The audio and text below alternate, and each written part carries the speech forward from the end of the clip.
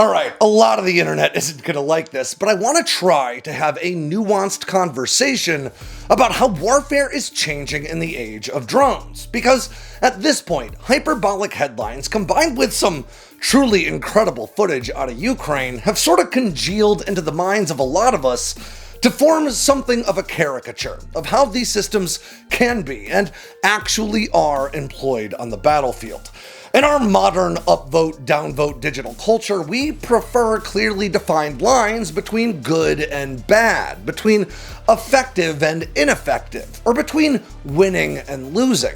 But the reality of warfare, especially modern warfare, is that it's really complicated. If you've watched my videos or read my work in the past, you've almost certainly heard me say that warfare is one of the most complex things humans tend to do. And with complexity comes nuance, or the gray areas between sure and unsure.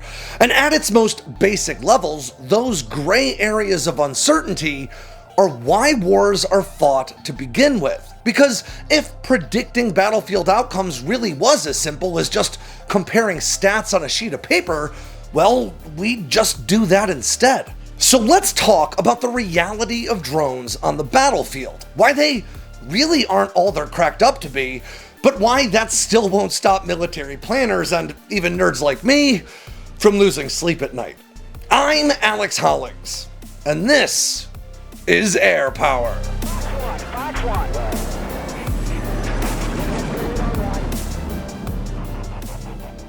Despite Russia and China deepening ties over the past 3 years of conflict in Ukraine, a recently leaked memo from Russia's FSB shows that Putin does not trust his friends in Beijing, with the FSB going so far as to classify China as an enemy due to widespread espionage throughout Russia's defense apparatus. And I've been staying on top of this story with Ground News.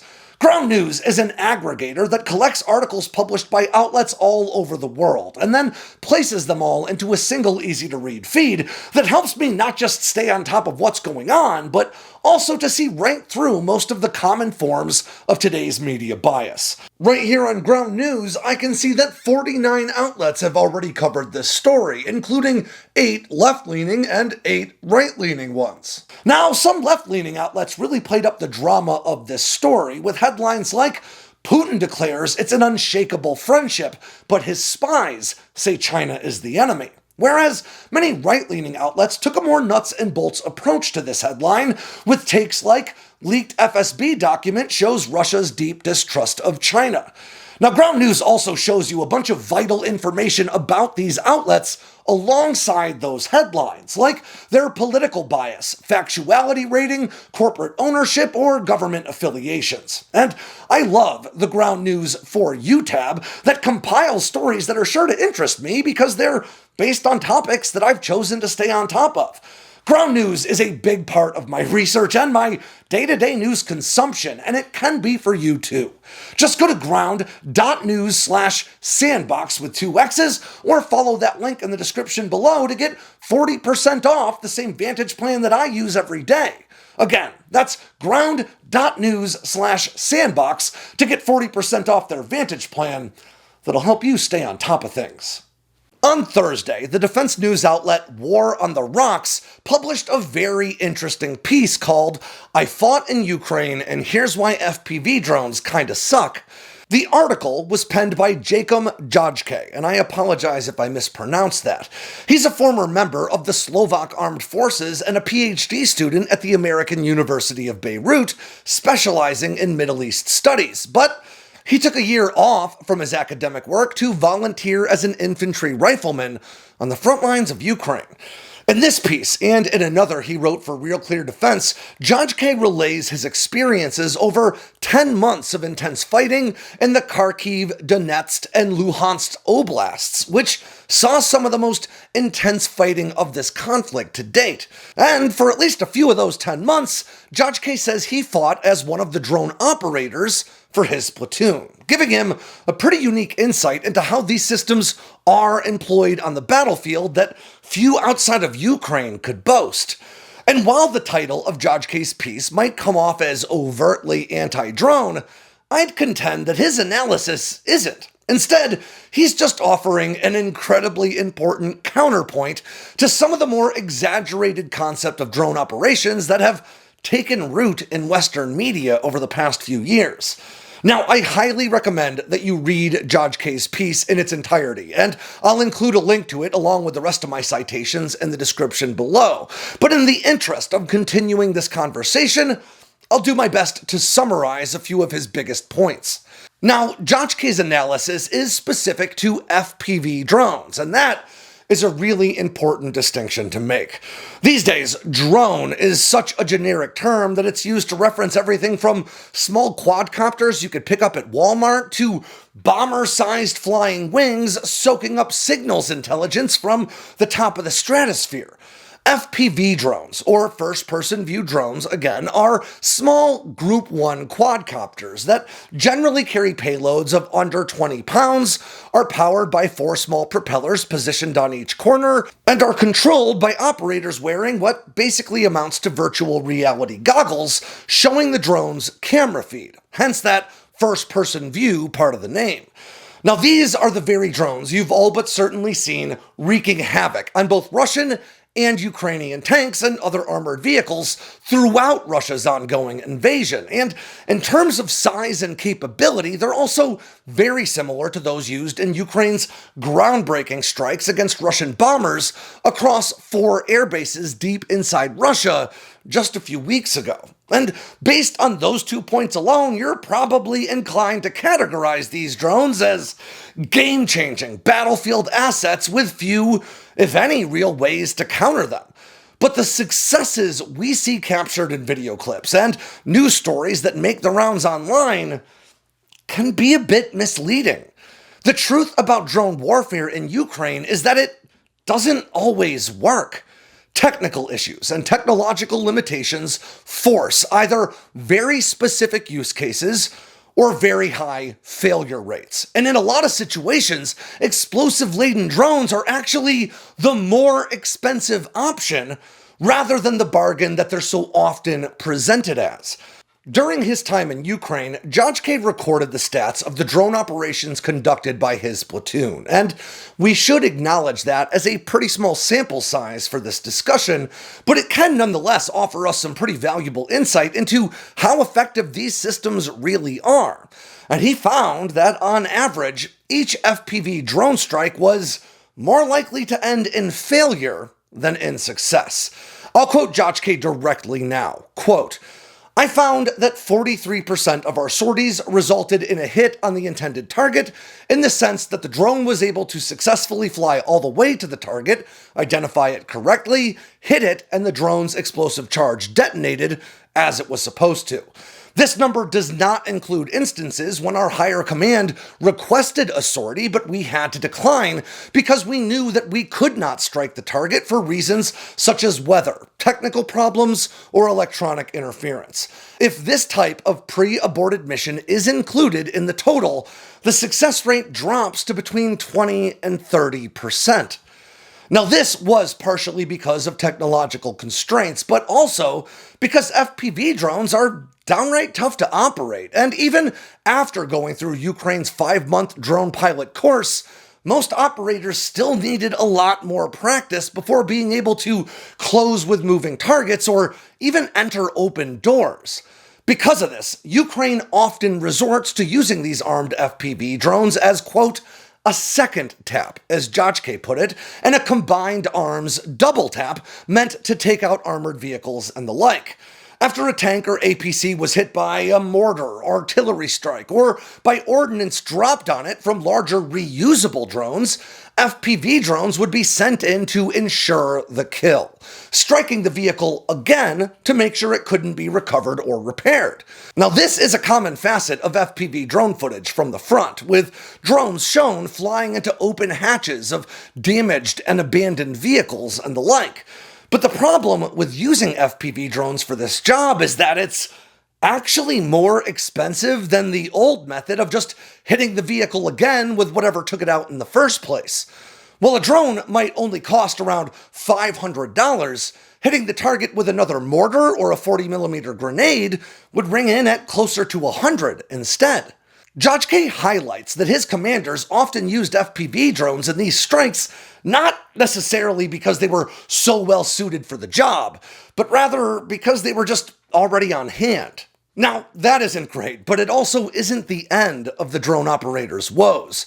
Before you could even start a mission, you need to have an FPV drone that works, and that was not as easy to come by as you might think.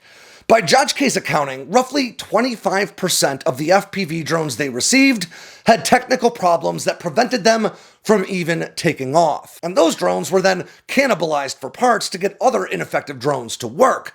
And among those that did fly, about 10% of them had faulty batteries, causing the drones to crash long before ever reaching their targets.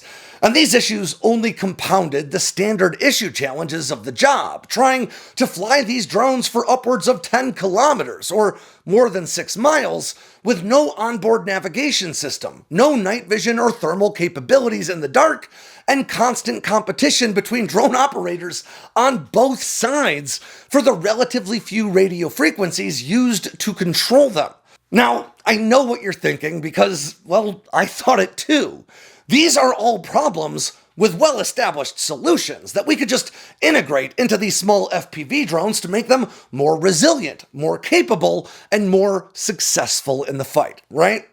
Well, I hate to break it to you, but that's exactly the sort of thinking that leads to the bloated defense programs that have come to define so many of America's defense acquisitions. Every platform or weapon ever devised has problems and shortcomings. And fielding effective new warfighting tools means finding the balance between cost and capability, with that balance ultimately dictating capacity. Or, to put that another way, every capability comes with an associated cost in terms of money, labor, production time, or resources. The more capability you cram into a system, the higher those costs become. And with a fixed and finite budget, the higher the cost per drone system, the fewer of those systems you can ultimately buy. This is true across the board, but it's especially easy to discern in low-cost, low-capability weapons like FPV drones. We've already seen this play out as both Ukraine and Russia have turned to fiber optic drones to stay connected to their operator via miles of fiber optic cable to defeat jamming, which has proven pretty effective, but at roughly twice the cost per drone, and while introducing several other new issues, both in operation, you can't circle a target with wire hanging off your drone, and any snags can end your mission, and in material sourcing. Ukraine is still building factories to support making their own fiber optic cables, and even when they're finished, they'll still rely on raw fiber optic imports to do so. So let's apply this understanding to some of the current limitations Ukraine has seen with its non-tethered FPV drones to get a sense of why making your drones better isn't always the answer. A standard Ukrainian FPV drone rings in at an average of around $500, with very few in the way of bells and whistles. During the winters in Ukraine, night can last up to 14 hours. So maybe the first new capability we should add is night vision. Now, Jajcay says night vision equipped drones do exist in Ukraine, but again, they cost about twice as much as a standard FPV drone. But let's be as budget-minded as we can and go for an off-the-shelf drop-in system that you could find online for around $350, making these drones more effective at night for a new sticker price of around $850 total dollars. Now, let's make it easier to actually find a target by incorporating some sort of navigational system. For this sort of job, you'd really need a dual-frequency, real-time kinematic GPS system to get truly accurate GPS readings, when not subject to jamming. And those systems tend to run from around $200 to maybe as much as $600 a piece. We'll go right down the middle and call it $400, which will help ensure our operators know where they are and where they're going for a new per-drone cost of about $1,250. Now, we could add inertial navigation to use when jamming is in effect, but really effective INS systems would literally add thousands of dollars to our per unit price. So let's skip that for now. And finally, let's try to address the issues with reliability that currently see 1 out of every 4 drones fail to function. But this is a lot harder to quantify in hard figures, so we'll have to speak in some very general terms. Since the onset of Russia's invasion, Ukraine's drone industry has swelled from around 7 local manufacturers to now more than 500. And as a result, the industry has very little in the way of standardization, and they all draw components from a wide range of suppliers with a great deal of variability in their quality. So let's just ballpark it and say that another $100 per unit could allow for sourcing higher quality components with greater standardization across Ukraine's drone industry for a new notional price tag of $1,350 per FPV drone, up from our original price of $500. Now, drone production in Ukraine has obviously scaled alongside the number of producers, with Ukraine pumping out an estimated 600,000 drones in 2023, around 1.2 million in 2024, and in February of 2025, Ukraine's President Volodymyr Zelensky claimed the nation could soon have the capacity to pump out 4 million FPV drones per year. Now, increasing the cost per drone from an average of $500 a unit to $1,350 represents an increase of $850 per drone, or an added cost of roughly $850 million per million drones built. Now, that would mean an extra $3.4 billion in added costs per year if Ukraine reaches its 4 million drone goal. But because Ukraine couldn't afford to cover all that, what this really would mean is significantly fewer drones. If Ukraine believes it can afford to build 4 million drones at around $500 a piece per year, well, we can multiply the two to find our drone building budget of right around $2 billion per year. If those drones cost $1,350 instead of $500, well, that would financially limit Ukraine's drone building capacity to fewer than 1.5 million drones per year instead, a reduction of 2.5 million drones per year. But honestly, even doing all that math sort of misses the point, because once you've added all that capability to a single-use kamikaze quadcopter with only 5 or 6 miles of range, there is a long list of better options to turn to instead.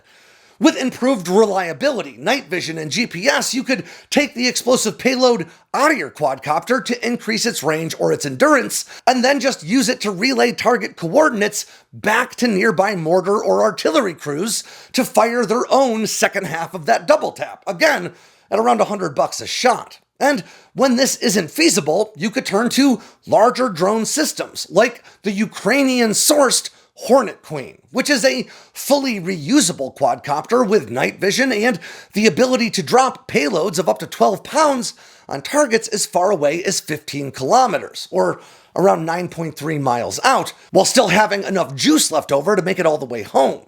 Now, the Hornet Queen can be used over and over again, and at a price point of right around $1,000, it would cost about the same as our improved single-use armed FPV drones.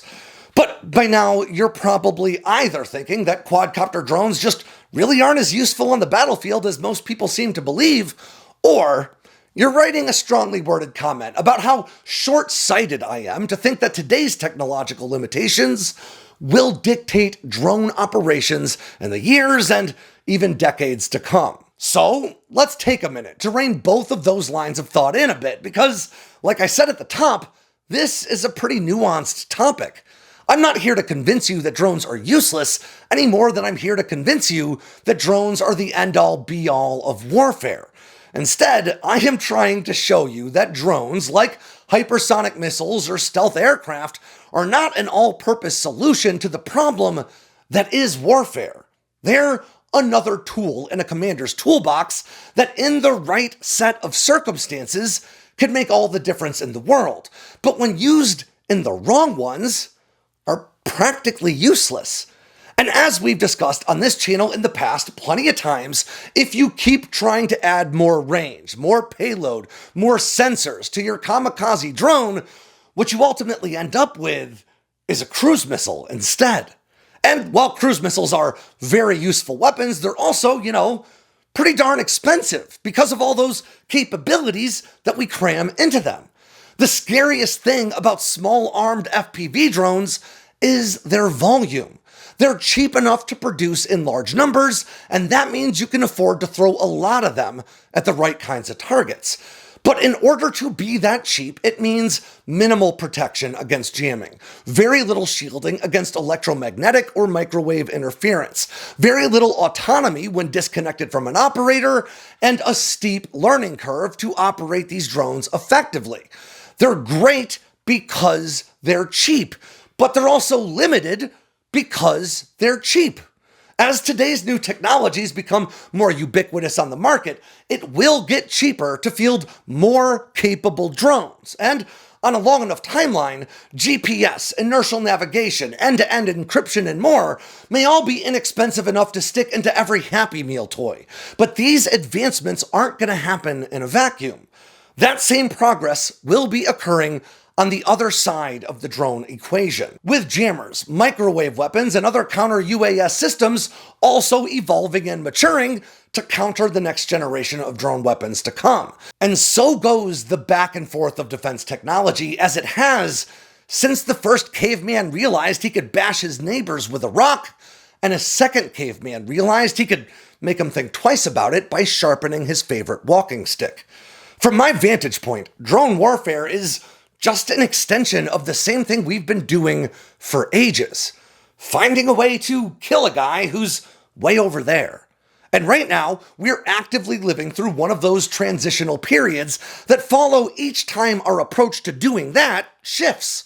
The emergence of the bow and arrow likely seemed pretty apocalyptic at one point, until plate armor began to improve and tactics shifted to adopt interlocking shields to protect infantry troops, until, over time, warbows became just another battlefield tool that could be used to devastating effect, or be utterly mitigated depending on the circumstances of the fight, the skill of the archers, and especially the quality of one's warfighting strategy.